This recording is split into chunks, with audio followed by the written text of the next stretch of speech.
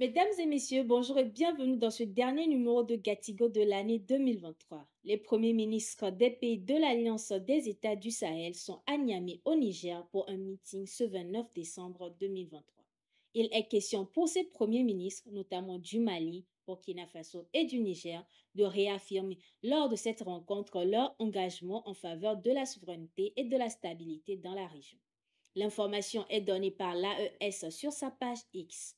La mise en place de l'Alliance des États du Sahel en septembre dernier témoigne d'une volonté commune de coopération et d'action concertée face aux défis sécuritaires et économiques qui touchent la région.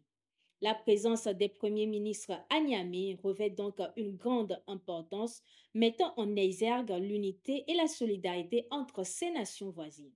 Cet événement met en lumière l'importance accordée par les dirigeants sahéliens à renforcer leur collaboration dans le but d'améliorer les conditions sociales, économiques et sécuritaires pour leurs citoyens. La brouille diplomatique entre le Mali et l'Algérie suscite de nombreuses réactions sur le continent. Cette fois-ci, c'est au tour des organisations de la société civile, dont la plateforme Mali Denio, de réagir à cette situation. Prévoyant une manifestation devant l'ambassade algérienne à Bamako le 28 décembre, la plateforme a annoncé que l'autorisation a été refusée par le gouverneur du district, citant des préoccupations liées au risque potentiel de perturbation de l'ordre public. Les responsables de la plateforme ont exprimé leur attachement au droit constitutionnel de manifester, mais ont également reconnu la responsabilité partagée de préserver la sécurité et la stabilité de la communauté. Face à ce refus, l'association cherche actuellement d'autres moyens pacifiques pour exprimer ses préoccupations liées à la position de l'Algérie dans le conflit du nord du Mali.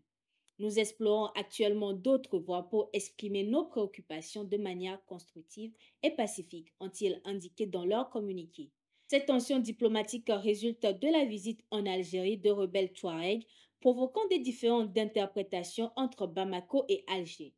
Les perspectives d'apaisement demeurent incertaines, alimentant l'inquiétude quant à l'évolution de la situation. Le Premier ministre du Burkina Faso, Dr Apollinaire Joachimson Kielem de Tambela, a accueilli une délégation de l'Université Synergie de Moscou ce mercredi à la primature du Burkina Faso.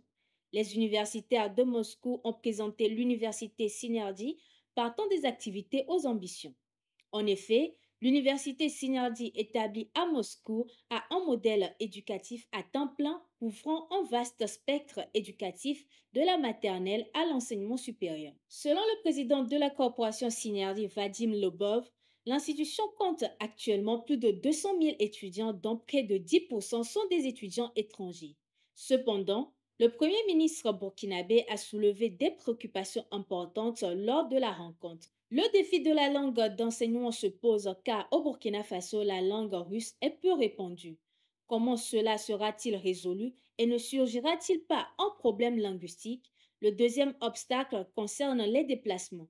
Auparavant, Aeroflot assurait cette liaison, mais à présent, aucune compagnie ne relie directement le Burkina Faso à la Russie, a-t-il relevé. En réponse, Vadim Lobov a fait savoir que les préoccupations soulevées par le Premier ministre sont très objectives et on peut le comprendre. Notre pays a déjà une expérience dans le domaine de la collaboration et notre souhait est de pouvoir activer cette coopération, a mentionné Vadim Lobov. Par ailleurs, Joachim Somme de Tambela a exprimé son soutien à toute forme de coopération avec la Russie. Selon le ministre, il y avait un potentiel important pour des projets communs malgré les défis.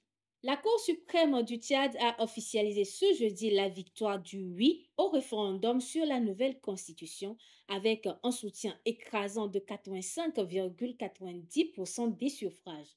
Cependant, la décision de la Cour suscite la controverse, laissant des questions en suspens sur la légitimité du scrutin.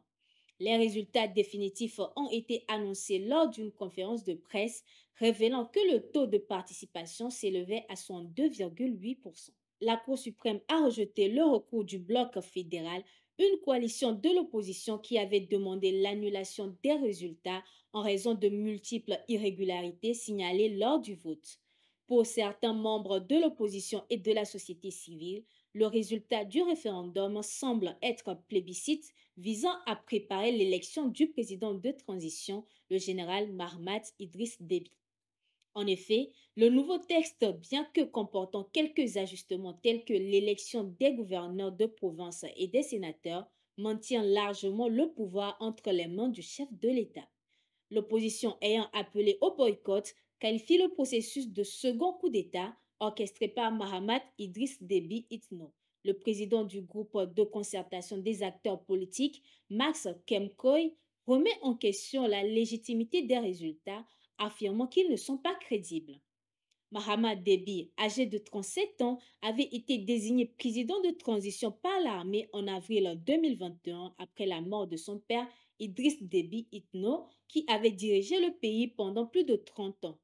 Malgré les promesses initiales de Mahamat Déby de tenir des élections après une transition de 18 mois, son régime a prolongé la transition de 2 ans, ouvrant la voie à sa candidature à la présidentielle prévue fin 2024. Les forces burkinabées ont mené une opération majeure le jeudi 28 décembre 2023, détruisant une base terroriste dans la forêt de Tia, située à 12 km de Bunduqui, dans la région de la boucle du Mouroum. Les vecteurs aériens ont joué un rôle crucial, utilisant des vols de reconnaissance pour localiser la base dissimulée. Les pilotes ont repéré un important regroupement de criminels sous un arbre touffu et ont immédiatement lancé des frappes ciblées, provoquant la destruction totale de la base et de ses équipements. Suite à ces frappes, le 10e bataillon d'intervention rapide est intervenu rapidement, encerclant la forêt de Tia. Tous les terroristes restants ont été éliminés au cours de l'opération et la logistique associée a été complètement détruite. Simultanément, une autre opération a été menée à Tialboanga, à 7 km de Sakoani, dans la région de l'Est.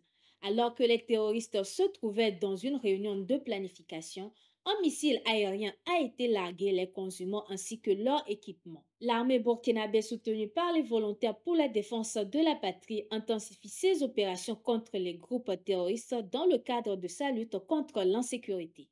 C'est la fin de cette édition. Merci de nous avoir suivis. Nous sommes en continu sur le www.tourafrica.com.